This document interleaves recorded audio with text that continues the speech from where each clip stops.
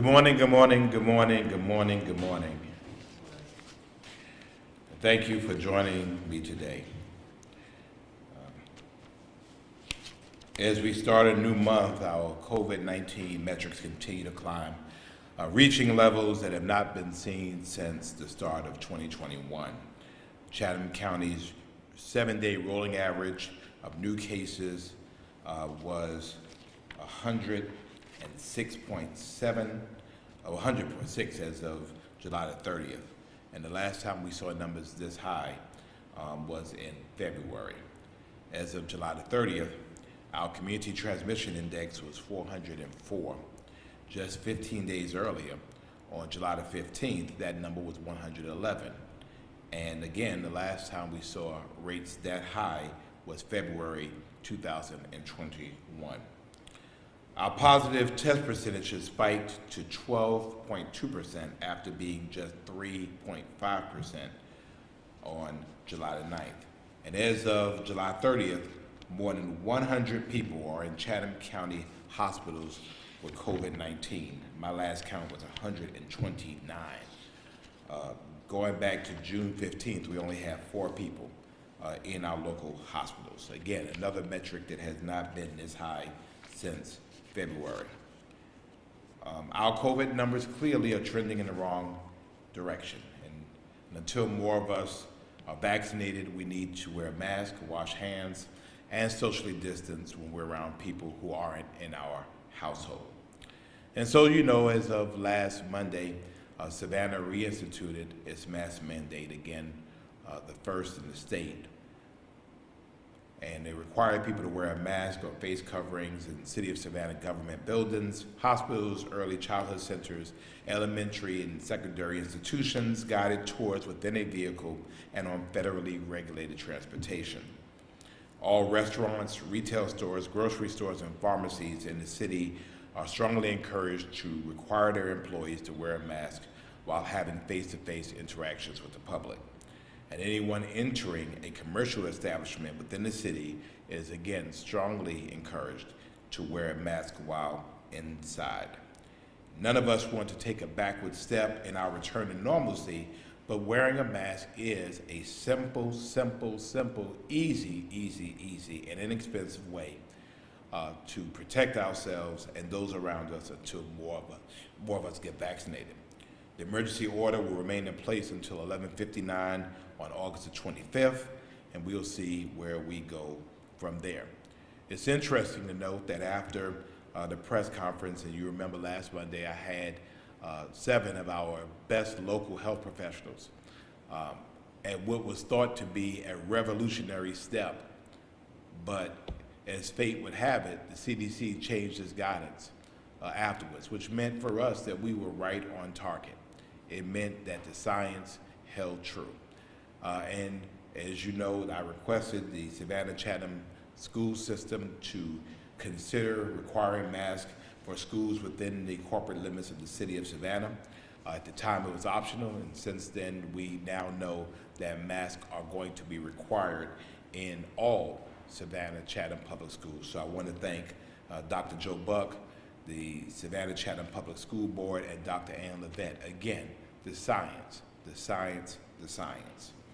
So we know that the best way to reduce the spread of COVID-19 in our community is to get a vaccine. And so as we continue to march towards raising our numbers, our vaccination numbers, we're also seeing across the country cities, large cities and states now instituting mask mandates. So Savannah is leading, and we're leading by science. We know that since January, mid-January, only 4,908 of the 4.1 million fully vaccinated Georgians tested positive for COVID. That's 0.12%. So you think about that. Only 4,908 of the 4.1 million fully vaccinated Georgians tested positive for COVID, and that's 0.12%. And of those who tested positive, 118, or 0.003%, were hospitalized, and 24, 0.0006%, died from COVID. And in all of those cases, there were existing comorbidities that exacerbated the COVID illness. So the Georgia Department of Public Health data shows that vaccines work. Vaccination is free and safe, and we have plenty of vaccines available. If you are 12 years or older, please visit your family doctor, your pharmacy, health clinic, or any county health department in the Coastal Health District to get vaccinated.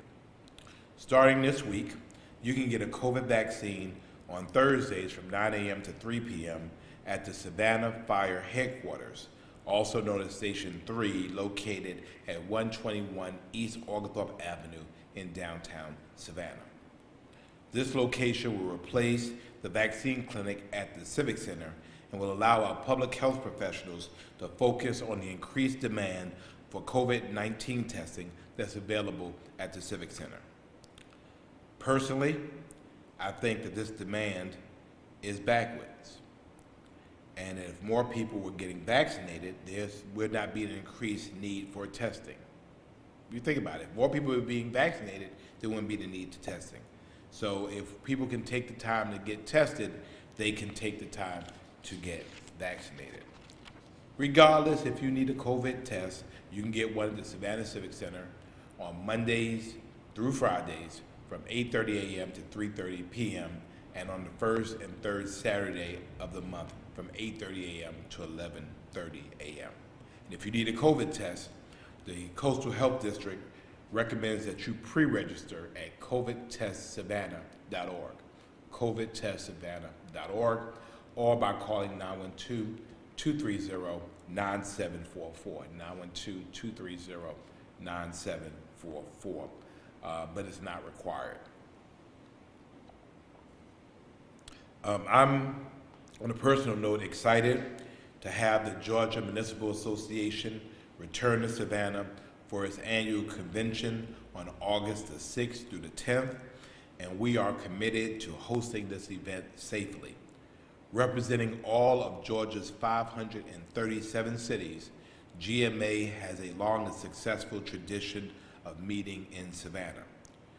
GMA leadership has been overly communicative with all of its members throughout the convention planning process, keeping us informed on evolving safety measures and precautions as conditions and CDC guidance has changed. For just information, I serve on not only the board of directors of the GMA, I also serve on the executive committee of GMA. And so consistent with CDC guidance, GMA is recommending that all convention delegates wear face masks while in meetings and at convention activities. In addition, GMA has informed all members of our city's mask policy, and as mayor of this awesome city and as a proud member of the leadership of GMA, I am confident and hopeful that my fellow elected officials will respect not only our city, but also respect our mask requirement. They understand what it's like to stand in the shoes that we stand in.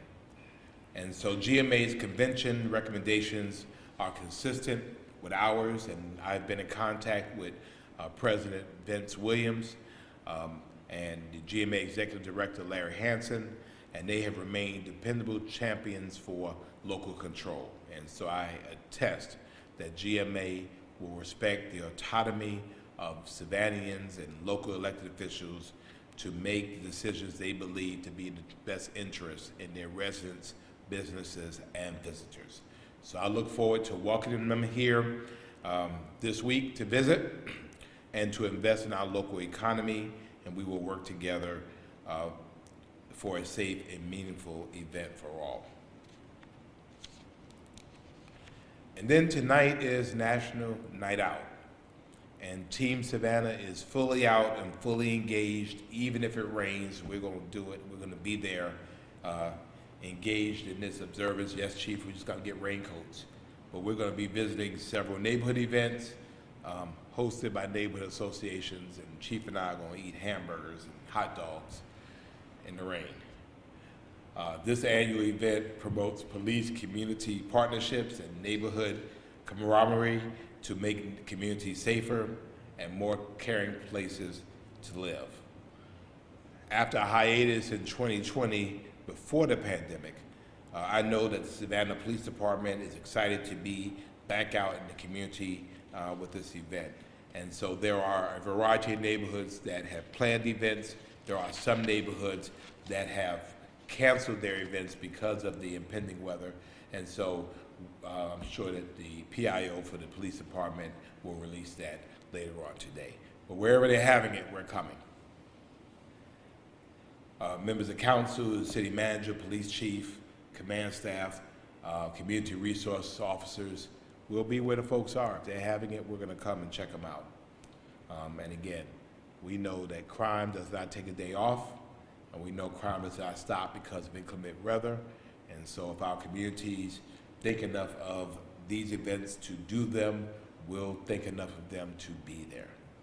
And finally, in the kudos department, I wanted to give shouts out and congratulations to 4th District Alderman Nick Palumbo and 6th District Alderman Curtis Purty, who were both selected to be among Georgia Southern University's 40 under 40. And this honor, given out by Georgia Southern University's Alumni Association, recognizes young alumni who are leading the way in business, leadership, community, educational, and philanthropic endeavors. The 40 alumni were chosen by a selection committee based on their professional expertise and achievements, as well as dedication to charitable and community initiatives. And we know that both Alderman Palumbo and Alderman Purty are leading the way in their districts, and they're certainly leading the way in their city. My only question is, as a proud alumnus of Georgia Southern University, I'm wondering why I was not selected. I am under 40, I think. Aren't I? Well, that is my prepared remarks, and I'm willing to entertain any questions you all might have. I think I'm under 40. I feel like I'm under 40. Even my driver's license doesn't say I'm under 40. Oh, the other thing is this, school starts, has started and will start in our community this week. And we are cautioning our drivers. We know that it's been quite a while. You're not used to slowing down in school zones. Please, ma'am, and please, sirs, we recognize children are moving to and from. Some of them are moving for the first time to and from school. May have forgotten. Obviously, we'll be very happy and playful on the school routes. School zones are there for a reason. We're asking if the limit is 25, go 20. Go 15. Let us get back into the way of things. And I'm sure if you don't, Chief Mentor and the wonderful traffic team of the Savannah Police Department will have a gift for you to take home to remind you of how important it is to respect our school zones. Mayor Johnson, are you at all concerned with the service school this week and just the current shock of COVID that we're on right now? I didn't hear the last part. The current COVID shock we're on right now, are you at all concerned with school starting this weekend? Of course I'm concerned. I mean, you have to be concerned because you look at the numbers going up. I think that you don't know until you actually do it, and so my conversations with Dr. Levette is, you know, let's see how it goes. Obviously, if the numbers continue to grow, obviously if it's difficult to manage, then they'll make modifications. I just think that, you know, last year was so rough, virtual school was so rough, that we have to at least make a go at it. And so, you know, I'm hoping that with the mask mandate, if we can keep our community transmissions down, that helps the schools. Thank you. And do you foresee, just based on the current shock we're on right now, potentially extending the mask mandate when it expires later this month? My commitment was to look at it on a monthly basis, so we'll see where we are. Again, we're hoping that people will see the need. I mean, the fact is that we're saying that the Delta variant, and there are other variants, but the Delta variant is more contagious than the other ones. So What does that mean? Well, that means then that more people can be infected. And so we're seeing our numbers going up. Hopefully this spurs an increase in people being vaccinated. And that's the way we're gonna get out of this. And, you know, again, I don't wanna be the type of person or to have to ask council where we're canceling large-scale events in our city. So people have contacted me and said, well, I'm not wearing your mask. I don't, you know, I mean, you're not doing it for me, you're doing it for you. You know, you're doing it so you don't get sick.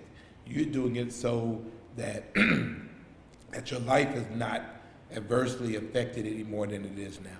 And to businesses that, you know, refuse to do it, again, you're doing this for you. Because obviously, if the city gets to a position where we have to cancel large-scale events, we will, and that affects your business. So I would ask that businesses go ahead and, you know, join the team, do what the science dictates, require a mask within the doors to their business, and let us get our numbers down so that we can get rid of this mask mandate. Thank you.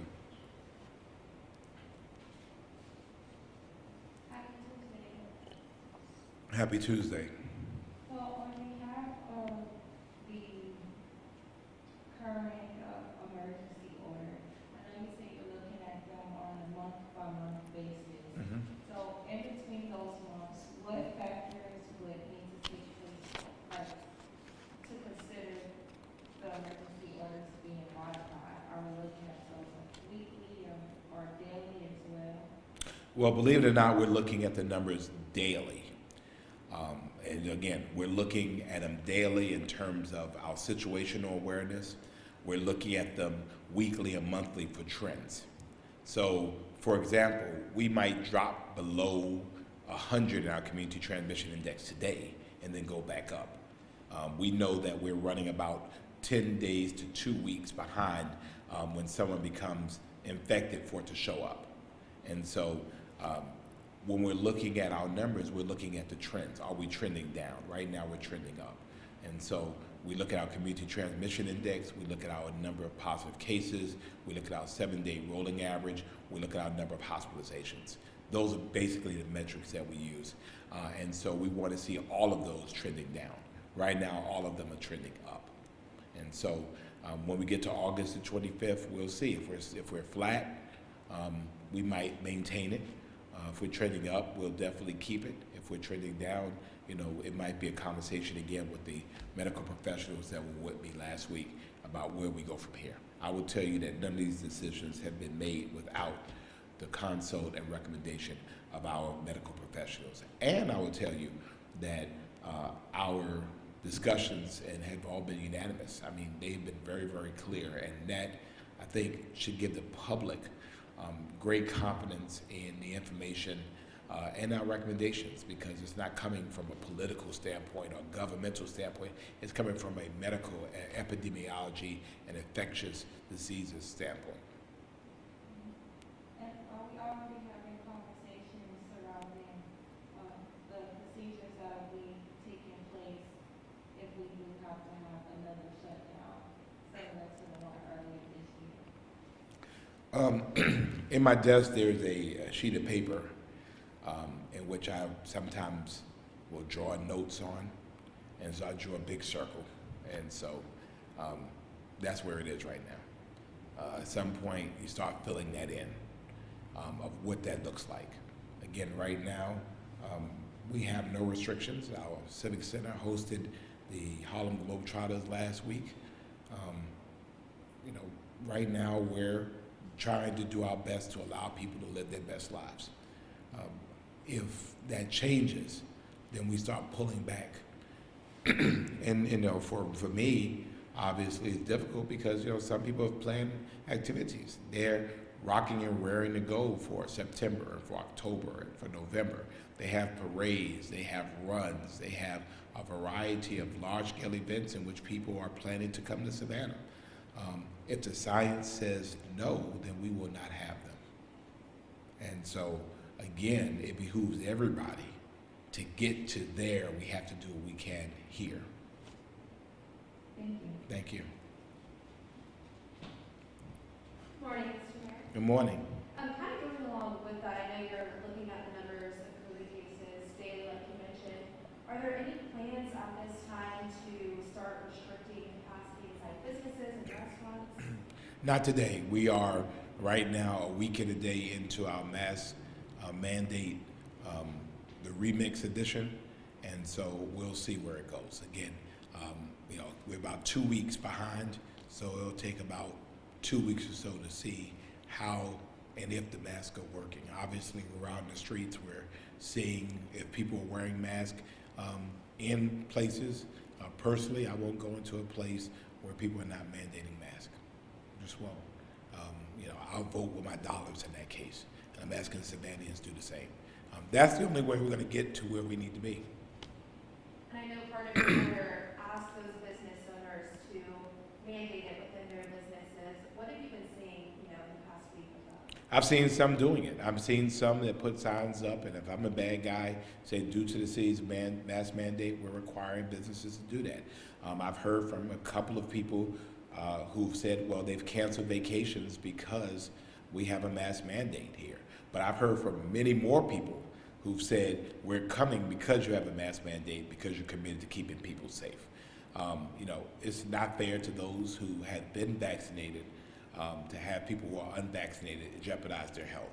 And as evidenced by the announcement yesterday that Senator Lindsey Graham of South Carolina had a breakthrough case, people who are vaccinated can catch COVID. And so therefore, the mask mandate helps everybody, not just those that are unvaccinated. It helps those of us that are vaccinated. Last week at County Commission, one of the commissioners appeared via Zoom because he said he didn't want to wear a mask inside, and he kind of called out mask mandates, saying that he felt that they restricted citizens' rights. Just wanted to know your thoughts on that, if you heard that, if you've spoken with him. I heard about that. I consider Commissioner Dean Kicklighter a friend. I've known him for many years, and so we reserve the right to disagree. He doesn't represent the majority of Savannah. I do, and so he's not responsible for the safety of Savannah. I am, and so the fact of the matter is, if we don't have some type of intermediate step to slow the spread, then our numbers go through the roof and we shut businesses down. That's when freedom is restricted. It's restricted then. And so masks allow, this piece of fabric allows people the freedom to go, live, eat, work, and play where they want to. Without this, then we have to restrict access. And so what Commissioner Kicklighter probably does not recognize is that Savannah, across the state, has done better than all the other cities in our city because we had the mask mandate first. That's the fact. And the fact that our city has been able to rebound faster. Our businesses have had some of their best days ever. Our hotels are at 97+% occupancy rate was because we instituted masks first. And so, I respect his right to disagree. We're still friends, we're still cool. We just have a different take on the issue. Thank you. And then switching gears a little bit. Well, and then the other issue is that the county commission also has a mask mandate in their public buildings. So his criticism of me, could be shared with the board that he represents, because in the county commission, Chairman Ellis has also issued a similar mandate for the county. Are we going to hear from Chief Mentor as well after? Depends if Chief Mentor wants to talk to you. Yeah. He will. Okay, I'm going to ask you both this question, so just keep that in mind. But yesterday, the DA highlighted some information from the officer-involved shooting last week. And I just kind of want to talk about, the messaging since then has been trust the process, trust the investigation. We're going to see what details come out of the investigation. What do you think when the GBI has to retract, a detail from their preliminary investigation, and the DA has to come out and talk about that? What do you think or how do you think that plays into the public trust of these investigations when the messaging has been to trust the investigators? Well, we're not a party to that at all, and I think that's the important thing. Again, my position has been and it remains that we will wait until the investigation is complete. Complete. I recognize that preliminary reports are preliminary, and I know that preliminary statements change. And so whatever is going on between them, I'm going to leave that to them. It does not involve the city of Savannah. It does not involve the Savannah Police Department. Again, when we turn the investigation over, we turn it over. And so when the GBI issues its report, then the district attorney will do what her office does, and then we'll go from there. But, you know, we don't have a dog in that, so to speak. In the end, we're interested in the truth, and wherever the truth is, then that's where the truth is. I think I was a little surprised by it. It was extremely unusual. In my years, never really heard that type of banter, if you will, in the middle of an investigation. But again, you know, I stay in my lane. And so my lane is we will wait till the investigation is completed. We will not draw any conclusions from preliminary reports. And when the investigation is complete and delivered to the city, to the police department, then we'll go from there. Thank you. Thank you. Hey there, sir.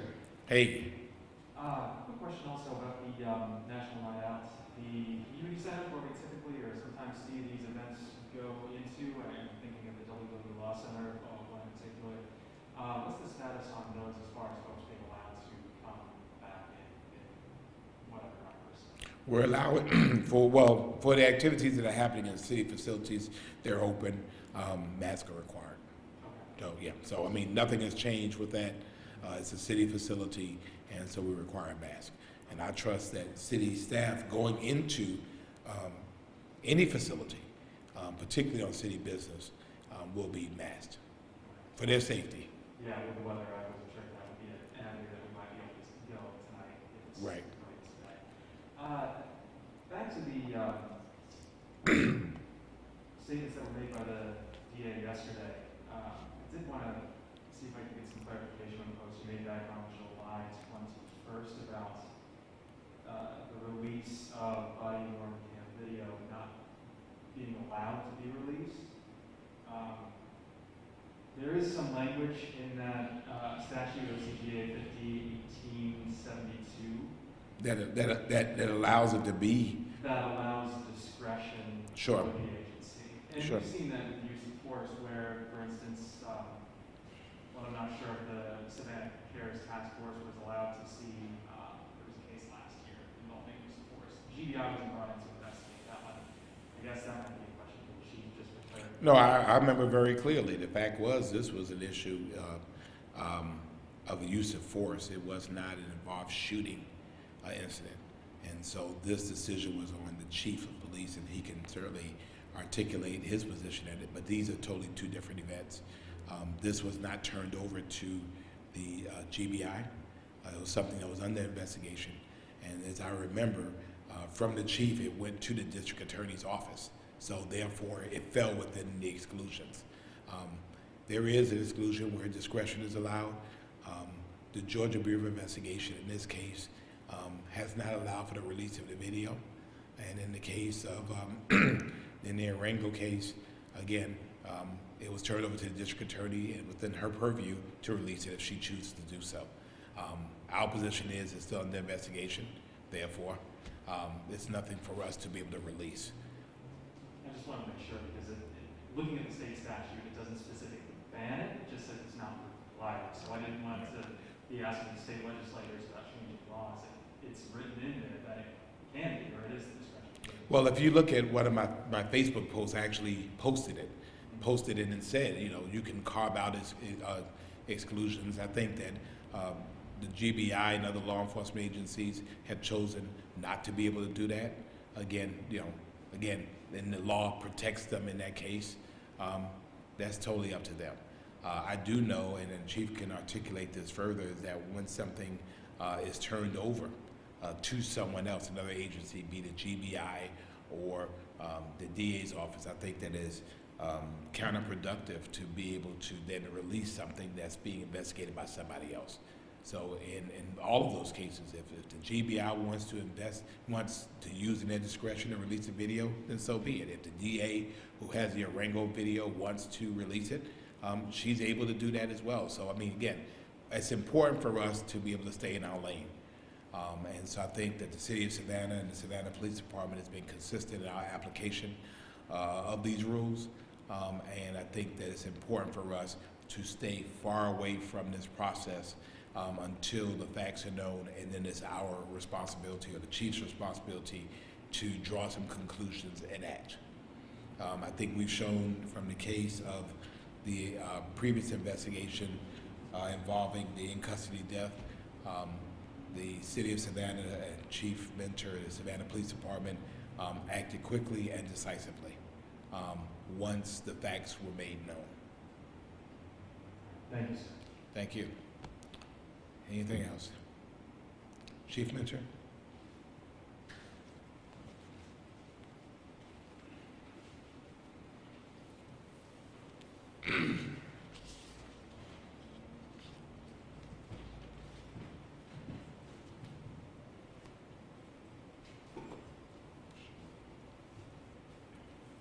Morning, folks. Good morning. Morning, Chief.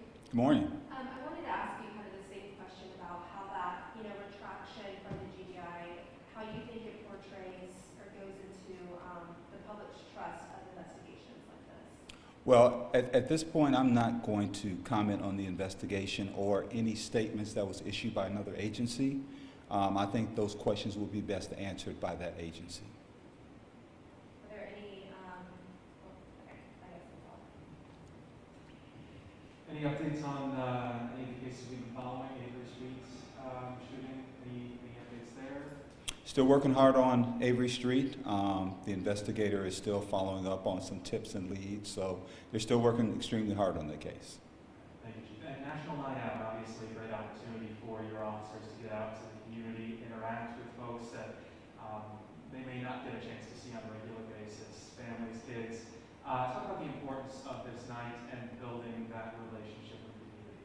Well, National Night Out, it has a great tradition. I mean, I think it goes back like 38 years, which really gives us the opportunity, to really highlight. I mean, it's something that we do throughout the year and going out and continue to build those relationships and partnerships with members of our community.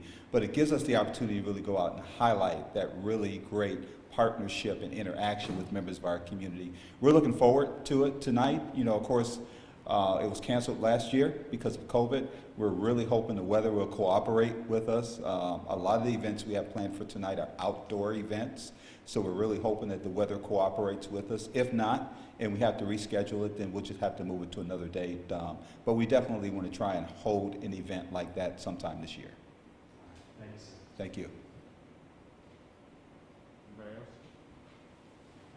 Y'all make it a dry day.